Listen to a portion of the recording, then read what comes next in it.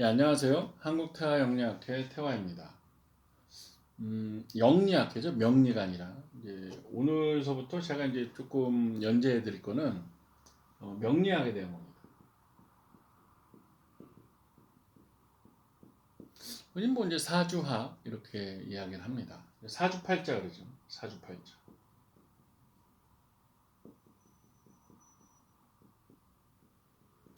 사주팔자 그러는데 이건 뭐냐면은 우리의 이제 운명에 대한 그런 것을 연구하는 학입니다. 학문이죠. 이거는 점이랑은 좀 다른 거예요.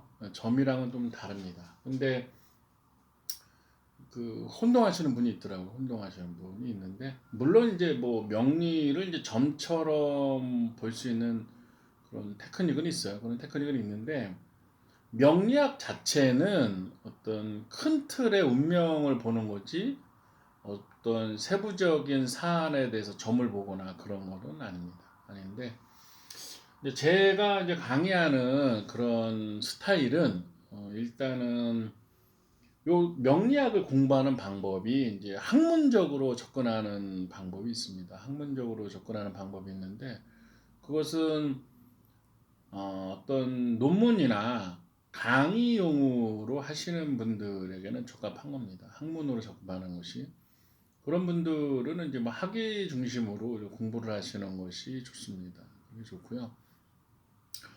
또 이제 현장의 이제 현장 술사, 이제 기술적인 거, 좀 기술적인 걸 중심으로 이제 접근을 합니다. 근데 제가 이제 연재하려고 하는 것은 기술적인 현장에 쓰이는 그런 상담 학문으로서 이제 좀 활용하시려는 분들이 들으시면 도움이 되고 뭐 논문을 쓴다거나 또는 뭐 학문적으로 파고드는 사람은 뭐 저보다도 훌륭하신 분들이 많으니까 그런 분들 강의를 듣는 것이 또 도움이 될 것 같습니다. 예. 방향성에 대해서 이제 좀 말씀을 드렸고요. 그러면 이제 사주팔자가 뭐냐? 뭐냐 그런 거죠. 이제 사주팔자라는 뜻은 연월일시, 연월일시, 그러니까 기둥이라 그러죠. 연주, 월주, 일주, 시주 네 개의 기둥. 그래서 사주 그러거든요. 사주. 팔자라는 건 뭐냐? 팔자 말 그대로 여덟 글자입니다. 하나, 둘, 셋, 넷, 다섯, 여섯, 일곱, 여덟 이렇게 하는 것이죠. 그럼 이 공부는 왜 하냐? 예, 일단 뭐 취미로 할 수도 있죠. 예, 취미로 할 수도 있고 그 다음에는 어떤 사람들은 뭐 자기 수양을 중심으로 한다. 그 얘기도 맞습니다. 자기 수양을 기본으로 한다. 그것도 맞고요. 또는 뭐 이제 현장에서 쓰이는 분들은 이제 이거를 하나의 직업으로서 이제 할 수가 있는 겁니다. 직업으로서 이제 상담업을 할 수 있다. 이런 뜻입니다. 상담업을 직업으로 할 때 할 수가 있습니다. 그래서 무슨 뭐 홍익인간, 인격 수양, 어떤 자기의 마음을 닦는다. 뭐 이런 고급적인 목적으로 하시는 분들은 좀 잘 안 맞을 수 있고요. 직업으로 하시는 분들은 또 이 강의가 잘 맞을 수가 있습니다. 예, 근데 한번 사주 이렇게 명리학 이런 자편 명리학에 대해서 좀 제 나름대로 현장에서 겪었던 걸 좀 말씀을 드리고 싶습니다. 첫 번째 이 학문을 이렇게 하려면은 처음에 뭘 배워야 되냐면은 요거를 요런 글자들을 생일을 갖다가 변환시키는 방법을 배우셔야 됩니다. 그런데 예전에는 요런 이제 만세력을 썼습니다. 만세력을 썼죠. 뭐냐면 이렇게 음, 음, 만세력을 썼어요. 만세력을 썼는데 뭐 이거 좋죠. 나쁘다는 뜻이 아니에요. 이게 정통이죠. 예, 정통이지만 현장 술사는 요즘에는 이제 어플을 써야 됩니다. 예, 어플을 써야 돼요. 그러니까 이제 이 동영상을 보시는 분이 자기 사주를 좀 보고 싶다. 해석은 나중 문제고 자기 사주의 여덟 글자가 맞는지 좀 확인하려면 어플을 쓰면 됩니다. 어플은 어떻게 하냐면요. 뭐 플레이스토어나 핸드폰 어플을 까는 것 중에서 만세력이라고 치시면 됩니다. 만세력이라고 주시면은 그게 이제 여러 가지가 나오죠. 뭐 수십 개, 수백 개 나옵니다. 수십 개, 수백 개 나오는데, 저는 여기에서 그 뭐가 좋냐는 것은 뭐 제가 말해줄 필요는 없죠. 다 좋은 거겠죠. 다 좋은 건데, 하나 알아두셔야 될 게 있어요. 뭘 알아두셔야 되냐면, 이제 시간이라는 겁니다. 시간. 시간은 뭐냐면, 우리가 이제 썸머 타임이 있었다는 거를 좀 아셔야 돼요. 썸머 타임. 예를 들어서, 88년도에 태어나셨거나, 87년도에 태어나시거나 60년도, 59년도 이렇게 뭐 썸머타임 기간에 태어나신 분들은 시간이 자기 태어난 시간에서 조절을 좀 해줘야 돼요. 근데 그게 어플이 저절로 되는 어플도 있지만 조정이 안 되는 어플도 있습니다. 그러니까 그걸 좀 주의해야 된다. 어플 이름 제가 말씀을 드리긴 좀 뭐하죠. 예, 그렇습니다. 그 다음에 우리가 지금 쓰는 시간이 1961년 8월 10일 낮 12시를 요때부터 12시 30분으로 조절을 했어요. 조절했어요. 그러니까 어떤 분들은 물론 어플은 조절이 되겠죠. 근데 그 책으로 이렇게 사주 체계를 세우시는 분들은 어떤 분들은 무조건 30분을 빼는 분이 있어요. 또 어떤 분은 아직도 30분을 안 빼는 분들이 있더라고요. 61년 8월 10일 12시 이후에 태어나신 분들은 우리가 쓰는 시간이 이렇게 명리학에서 쓰는 이렇게 자연 태양 시가 아니라 일본 시간을 중심으로 쓰고 있습니다. 그러니까 30분을 빼는 것이 정확한 겁니다. 그러니까 지금은 예를 들어서 뭐 오시다 우리 정오 그러잖아요. 정오라는 게 낮 11시부터 1시까지가 오시입니다. 오시. 이 중에서 이제 12시를 정오 이렇게 부르는 것이죠. 그렇지만 이거는 지금 우리가 쓰는 시간이고 사주학에서 이런 만약 미시다 그러면 이 시간을 뽑는 데는 11시 30분서부터 13시 30분 여기가 이제 5시가 되는 것입니다. 그러니까 그렇지만 태어난 게 만약에 그 사람이 오신 분이 뭐 1960년대에 왔다. 그 30분 빼면 안 되는 거예요. 왜냐? 61년도 8월 10일 이후에 있는 사람들은 적용이 됐지만 61년도 7월 달에 왔다. 그럼 그 사람은 태어난 시간에서 30분을 빼서 이 시간을 정한다면 오류가 되는 것입니다. 근데 이게 이제 어플을 잘 봐야 되는데요. 이게 또 안 돼 있는 어플도 있더라고요. 그러면 좀 곤란하죠.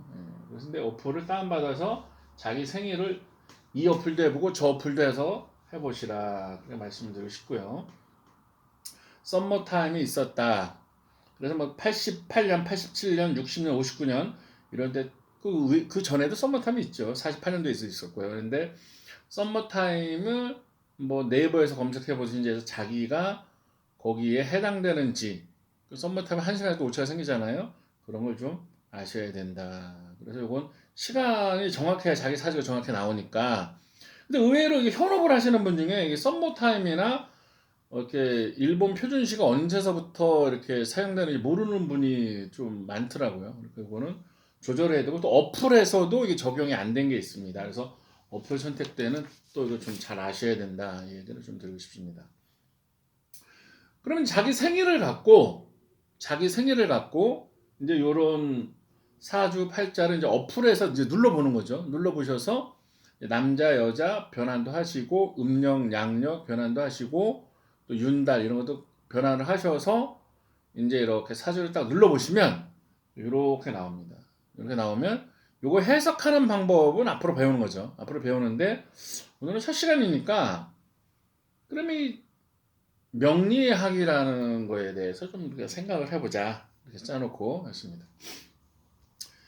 그러면 명리학이라는 거는 운명을 논하는 건데 운명이 있냐? 이런 의미 들 수가 있잖아요. 명. 그럼 뭐 태어날 때 다 정해진 거냐? 그런 주장이냐? 이제 이렇게 보는 거거든요.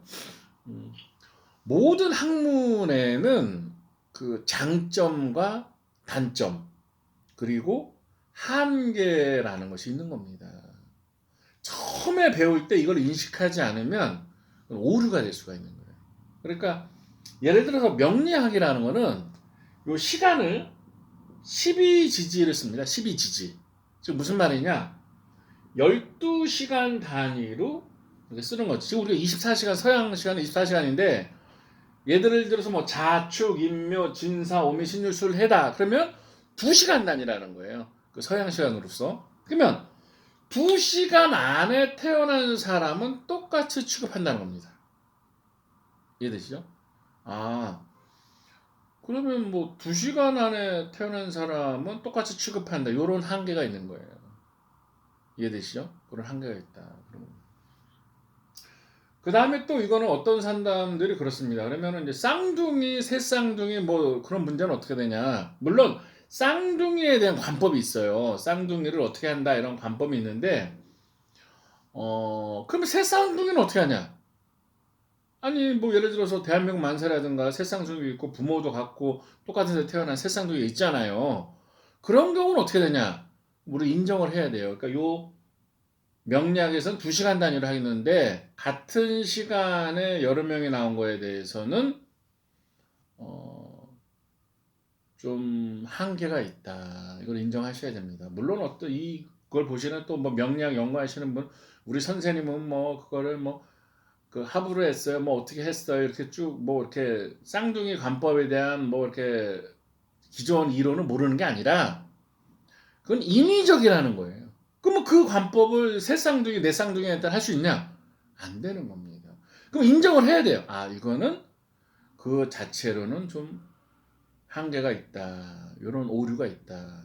그래서 학문의 장점과 단점을 아셔야 되는 거예요. 그걸 인정하고 시작해야 됩니다. 그럼 뭐 쌍둥이는 어떻게 합니까? 쌍둥이 보세요. 조금씩 다른 게 있어요. 뭐예요? 관상, 수상이 다릅니다. 그 다음에 질문하는 거에서 뭐 예를 들어서 지금 명학을 하고 있는데 점학이라는 게 있어요. 점학은 뭐냐면 어떤 묻는 상황에 대해서 점을 보는 거죠. 그리고 점학은 뭐 대표적인 게 육임, 훌륭한 학문입니다. 육효, 훌륭한 학문이죠. 김문능가, 훌륭한 학문입니다. 그 다음에 뭐 구성학에서 일시반으로 할 수도 있죠. 뭐 근데 다양하게 점을, 뭐 타로 카드도 있죠. 다양하게 점을 치는 방법이 있는데 그거를 이 명학이랑은 좀 다른 의미예요. 그거는 일정 사안에 대해서 그때 점을 치는 겁니다. 그러니까 이제 쌍둥이라도 궁금하다가 예를 들어서 뭐 승진하겠습니까? 안 하겠습니까? 이걸 점으로 다 맞출 수가 있어요. 점을 맞출 수가 있습니다. 그렇지만 자평 명리학에서는 그런 한계가 있다. 그럼 뭐 육임이나 뭐 육임도 명학을 볼 수가 있어요. 김문능각도 뭐 이렇게 할 수가 있어요. 그런 건 동양에서 많은 학문의 명학이 있는데 다 똑같은 오류가 있어요. 뭐냐면 이 시간이 동일 시간에 여러 명이 태어난 거에 대해서는 좀 문제가 있다. 물론 이거를 뭐 시간을 변환시키는 여러 방법이 있어요. 다음 시간에 쓴다. 뭐 육임 같은 경우에 똑같은 시간에 오는 사람 뭐 차객법으로 한다. 다양하게 있지만 다 인위적이라는 겁니다. 한계가 있으니까 변통을 하는 거지. 그러니까 이치적으로 따졌을 때는 그런 한계가 있다. 그거를 아시면 더 좋습니다. 그 다음에 이 자평명략을 어떤 사람은 뭐 음력을 쓴다 이런 말을 하는 사람이 있는데요. 이거는 양력을 쓰는 것도 아니고 음력을 쓰는 것도 아니고 이 자평명략은 절기력을 씁니다. 절기력. 처음 듣는다고요? 오. 그런 말 있잖아요. 동지, 입춘 이런 게 절기입니다. 절기. 24절기라고 하죠. 동지, 소한, 대한, 입춘, 우수, 격지 이렇게 절기라고 하는데 보통 이제 2월 4일이 입춘이죠, 입춘. 그리고 만세력을 보면은 이제 절입 시간이라는 게 있어요. 절입 시간. 절입 시간이 있는데 2월 4일 전에는 전년도 거를 쓰는 겁니다. 명리학에서는 그렇게 쓰는 거죠. 그러니까 뭐 음력설이 지났어요. 이런 게 중요한 게 아니라는 거죠. 이제 음력설이 지났던 지나지 않았던 절기를 지나면 다음 해를 쓰는 거죠. 이거는 그 두 개의 절기를 한 달로 하기 때문에 모든 달에서도 똑같이 적용이 되는 겁니다. 입춘 우수가 인월. 인월이라는 건 뭐 나중에 배우겠지만 이게 1월달이라는 뜻이에요. 1월달 이런 뜻이에요. 그러니까 자평명리학은 절기라는 학문을 쓰는구나. 이걸 아셔야 되는 거예요. 아, 이건 절기라는 학문을 쓴다.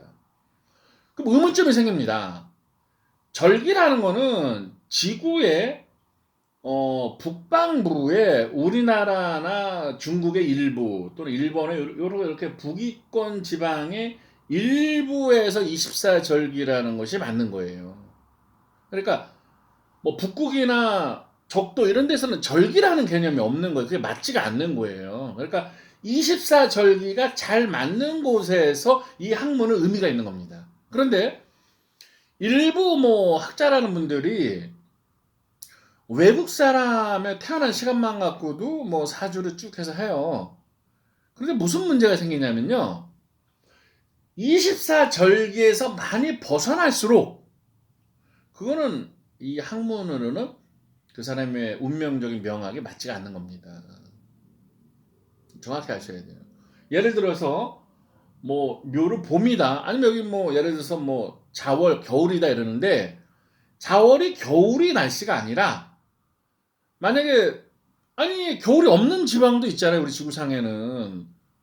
또는 뭐 여름이 없는 데도 있고요. 항상 추운 데도 있고 항상 더운 데도 있잖아요. 그다음에 봄, 여름, 가을, 겨울에서 뭐 너무 뭐 봄이 짧다거나 어떤 이 24절기라는 우리 한국식, 우리 어떤 중국의 요 위도권에 맞는 그런 계절 변화가 뚜렷하지 않는 곳에서는 이 학문을 쓴다는 것 자체가 물론 이거 체계를 세울 수는 있어요. 그렇지만 24절기라는 취지에서 벗어나는 거거든요. 그거는 이렇게 학문적 해석이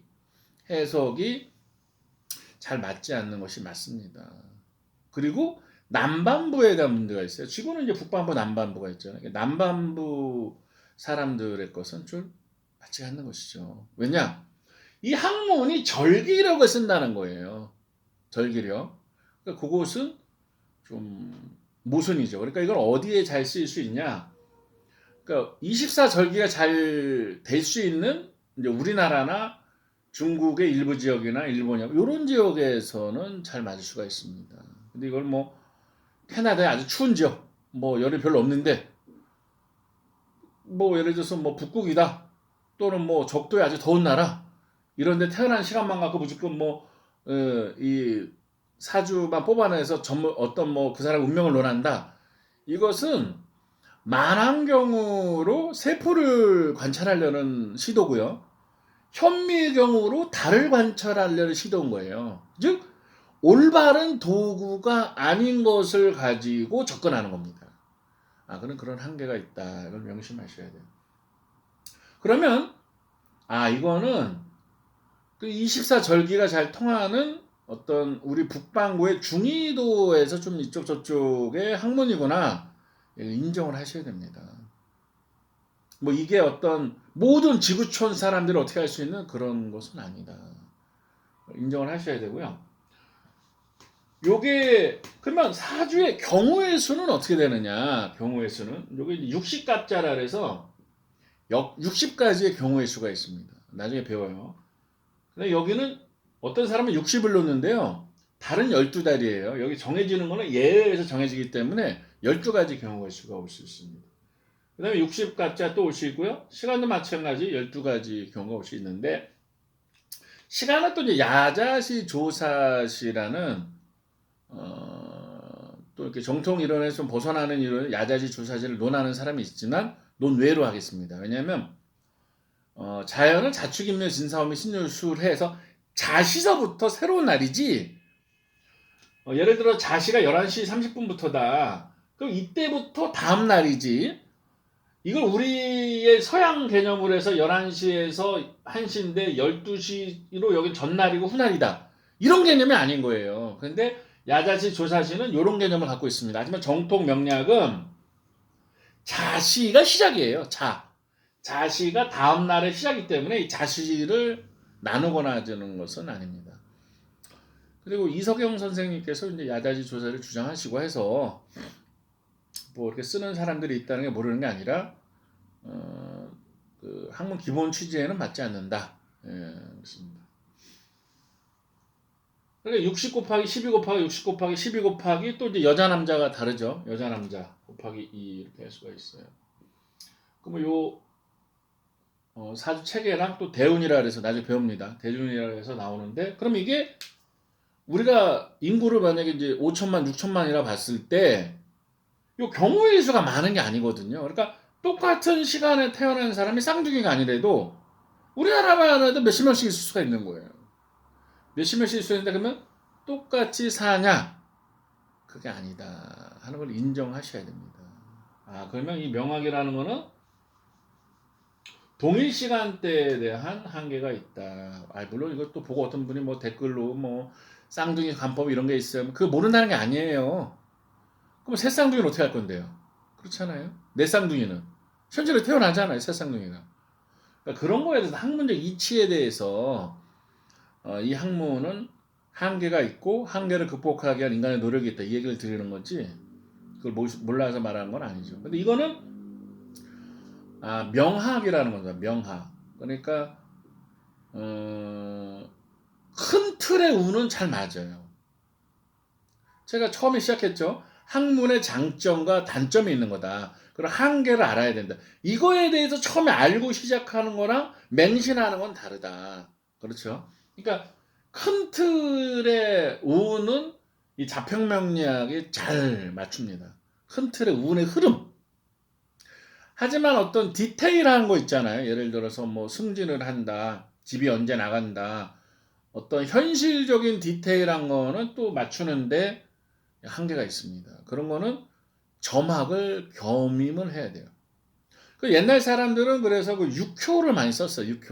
육효를 많이 썼는데, 그러니까 명리학과 육효, 이 점학, 명학과 점학을 같이 썼을 때 이제 상담이 되는 거예요. 그렇지만 요즘에는 뭐 이제 타로도 같이 쓰거든요. 타로. 그러니까 저 같은 경우에는 이렇게 사주 상담을 하면서 타로를 같이 해줘요. 그거는 이제 서비스 개념도 되지만 이 점을 치는 게 꼭 있어야 되는 거거든요. 점을 치는데 그리고 이 학문이 만능이 아닌 거예요. 예를 들어서 그렇지만 사주를 다 할 수 있다. 다 할 수 있죠. 그 사람이 그렇게 믿으면 그렇게 보일 뿐이에요. 그게 한계가 될 수 있는 거예요. 모든 학문은 장점과 단점이 있다는 걸 인정을 해야 됩니다. 그럼 예를 들어서 뭐 그럼 자미두수 명학의 종류가 그러면 명량만 있냐? 그렇진 않죠. 현재 쓰이는 게 이제 자미두수 또 쓸 수 있죠. 또 기문등갑에서 뭐 홍국기문 또 이렇게 해서 명을 볼 수가 있어요. 그 외에도 또 여러 가지 뭐 중국에서 들어온 명학이 있는데요. 하락이수로도 해서 뭐 총 최종의 운을 볼 수도 있죠. 그렇지만 그러면 예를 들어서 자미두수가 명략보다 더 위대하고 기문등갑이 명략보다 더 잘 맞고 그런 게 아니라는 거예요. 그거는 학문은 모든 학문이 이 명리학도 이제 한계와 장점이 있듯이 그럼 뭐 예를 들어서 자미두수나 기문등갑도 한계와 장단점이 있는 겁니다. 이걸 정확히 아셔야 돼요. 그러니까 자기에게 익숙한 것을 하면서 점학을 곁들이고 그 다음에 관상수상을 통해서 왜냐하면 쌍둥이도 관상과 수상이 다릅니다.